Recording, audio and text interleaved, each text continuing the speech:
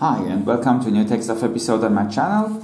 Today I'm going to talk about two different cheap motors which are around $9 up to $10. On the left side, on the orange carton, we have the Racerstar Br2306S. This is the 2700 kV version. On the other hand, we have the Dys Way version. There are three different versions in this cheap motor. I have bought the Way version. This is the 2600 kV version that I bought.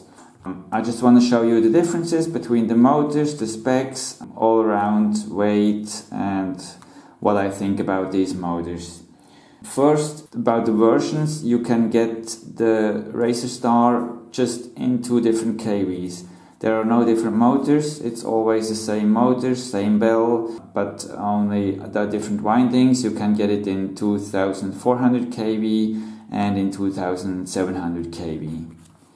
The Dys motor, there are three different versions. There's the Way, the Shoe and the Woo. They are all in different kV and sizes.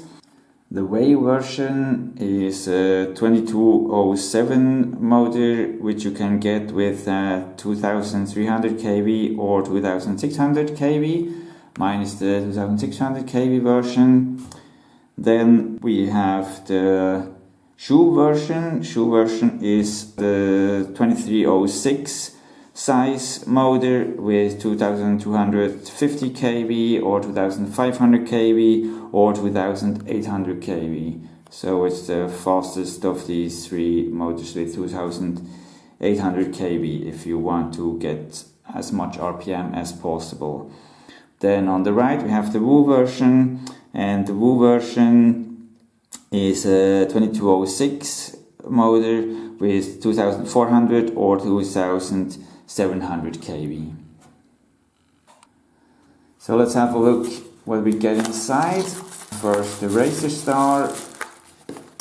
So we have the motor itself, and it looks like this. This is a counterclockwise version. This is with black nut, and the regular clockwise version, it comes with the red nut. The finish is so far okay, looks pretty nice. And what we have else inside here, there are two sets of screws. There are 6 and 8 millimeter screws. Depends on how thick your race drone arms are to fit the motor on your arms. Then let's have a look at the Dys. There is a paper sheet inside, but this is not really helpful. This is just a fantasy story about these three Chinese warriors, so don't care about this. And what we want to see is the motor and the accessories. So here we go with the motor, and it's open button, as you can see. Finish looks also pretty nice. And what we have as accessories is for sure the nut. It's in the same color as the motor, and there is only one set of screws but one spare, so 5 screws with a 6 millimeter length. And what I like is that they also send 2 pieces of motor shaft clips which you use if you need to remove your bell.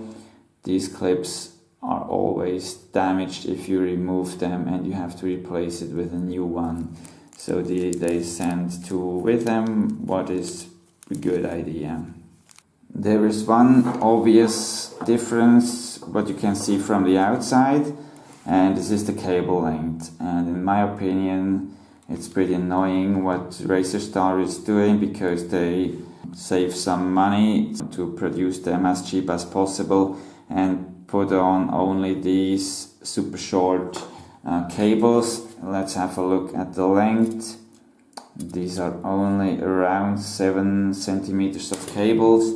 So if you use them for a 5-inch race drone, what it's meant for, let's turn it around. As you can see, if you use the 4-in-1 ESC, you have no chance to solder just with the original cable to the ESC. If you have single ESCs on each arm, this is no problem. But if you want to go with your 4-in-1 ESC, which are pretty popular these days, this is really annoying because you have to put on some more cable on each of these three. That's some work you have to do, what is not necessary just because of the cable length. And the DS has nice long cables with it. Let's check the length of these. They come up to around 15 centimeters, so it's more than double the length of what we have at the Racerstar motor. So no matter how long arm you have, if it's a 6-inch or even a 7-inch drone, you can put them on without adding additional cable. Now let's have a closer look at the motor shaft. Both are steel shafts. Let's just check the length. As you can see, the DS has a little bit longer.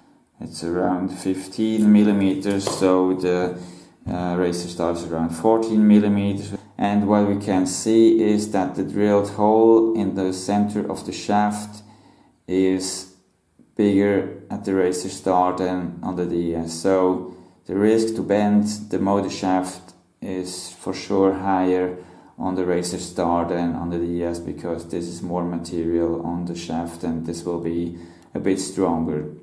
I think these are not hardened steel shafts, but they will work well. But if in case of a crash, you will break this one easier or bend this one easier than the one on the ES.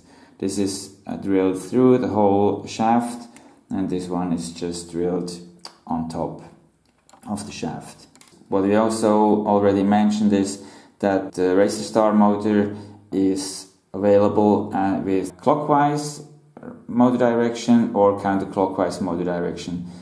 So it will help to keep the prop safe on the motor. On the DES motors you have always clockwise windings, so if you have a counterclockwise prop on your clockwise motor, these are always two, which are like this, the prop comes off easier.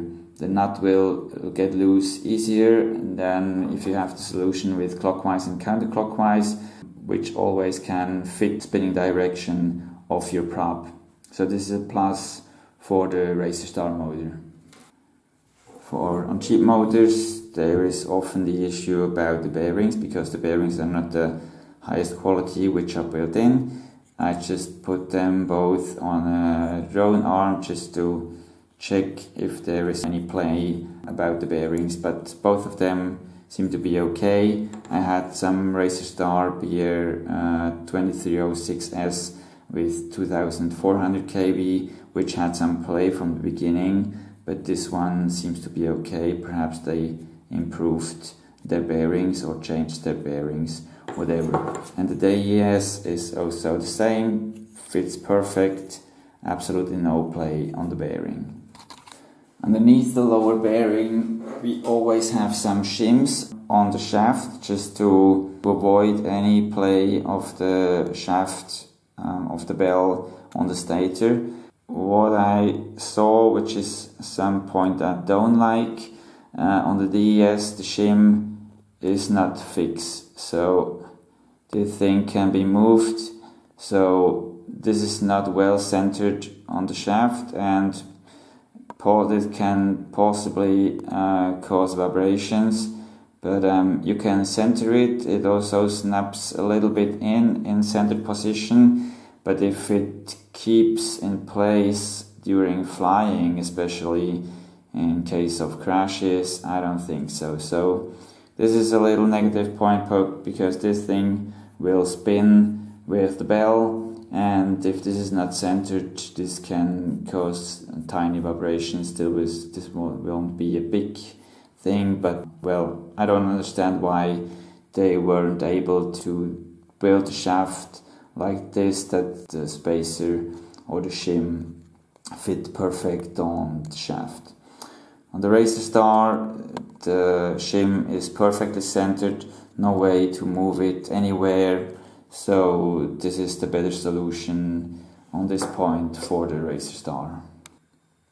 And finally, let's have a look at the weight. First we go with the Racerstar with the short cables on it, no motor nut mounted, and we have 32.3.